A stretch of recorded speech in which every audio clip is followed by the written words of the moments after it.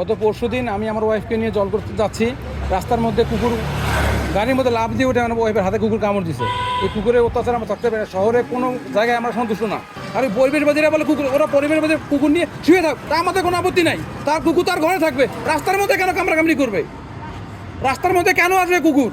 কুকুর যার এত পছন্দ সে কুকুর নিয়ে ঘুমা, কুকুরকে খাওয়া, তার বিল্ডিং মানে কুকুর পুষুক, হাজার কুকুর পুষুক, আমাদের কোনো আপত্তি নেই। কিন্তু রাজপথে যে এই যে পথচারীদের কামড়াইছে, এই যে আমি মুরগি বসতে পারি না, গরু বসতে পারি না, রাস্তার মধ্যে যা থেকে তাই কামড়ায়। এই কুকুরের খাবার তো তারা দিয়ে যায় না, আর কুকুর পোষে এলাকাবাসী কুকুরের অত্যাচার অতিষ্ঠ। আমরা এই কুকুর নিধন চাই। যে কর্তৃপক্ষ যারাই আছে তাদেরকেই বলি যে ওই কথা কথিত ন্যাংটা পরিবেশবাদীদের হিসাবে আমরা বুঝি না।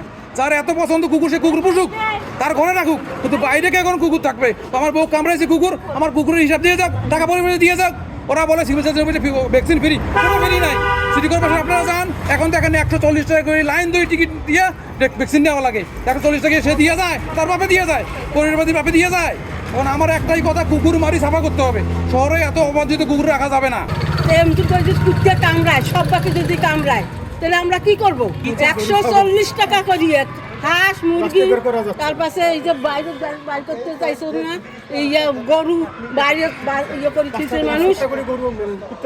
তো মানুষ কি এমন করে ঘরে ভর্তি বাঁধি দিবে? আসলে বাচ্চারা তো স্কুলে পড়ে, ওদেরকে নিয়ে যেতে হয়, নিয়ে আসতে হয়, মানে রাস্তায় এত রিস্ক থাকে, কুকুর 4-5টা করে থাকে। আর এখানে ইদানিং একটা পাগলা কুকুর, এটা সবাইকে বাচ্চাকে কামড়াচ্ছে। আমরাও আসতে ভয় পাচ্ছি, কারণ বাচ্চাদের নিয়ে তো এইভাবে ছাড়া যায় না। এগুলো আসলে প্রতিহত করা উচিত। সিটি কর্পোরেশনের প্রতি আহ্বান এটা, মানে এগুলি নির্মূল করা দরকার। আমরা বাচ্চারা যাতে একা রাস্তায় বের হতে পারে, বা বড় মানুষের জন্য তো নিরাপত্তা না। তখন একটা যদি জলাতঙ্ক হয়ে যায়, সেই ক্ষেত্রে তো টিকাতেও কাজ হয় না, ও মানুষ নির্ধারিত মারা যাওয়ার মতোই হয়ে যায়।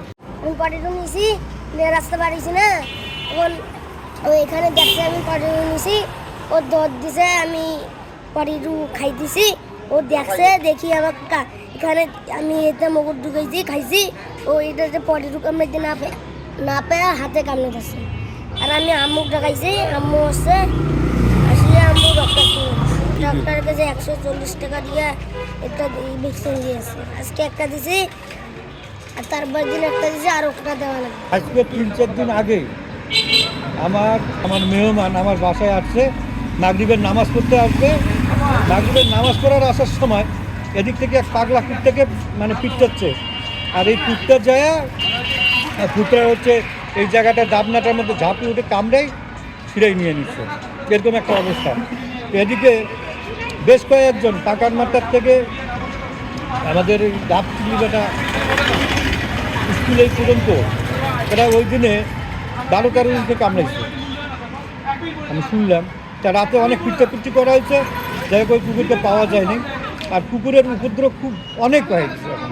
কুকুরের জন্য গরু ছাগল হাঁস মুরগি বাইরে বের করা যাচ্ছে না। 8-10টা করে কুকুর একসঙ্গে আসতেছে, হাঁস মুরগি গরু ছাগলকে খাচ্ছে। আর গত পরশুদিন প্রায় 30-35 জন এখানে মানে রাস্তার লোককে কামড় দিচ্ছিল। আসার সময় তো টাকা বিলিয়ে আসছে এখানে লোক, এখানে এসে লাভ দিয়ে কামড়া শুরু করে দিচ্ছে। আমি চাই এই এলাকায় যে কুকুর আছে কুকুরগুলোকে ধরা হোক এবং মেরে ফেলা হোক। আমি সিটি কর্তৃপক্ষকে দৃষ্টি আকর্ষণ করতেছি, এনারা যেন এটা পদক্ষেপ নেয়। আমি আশা করি সবাই উপকৃত হবে।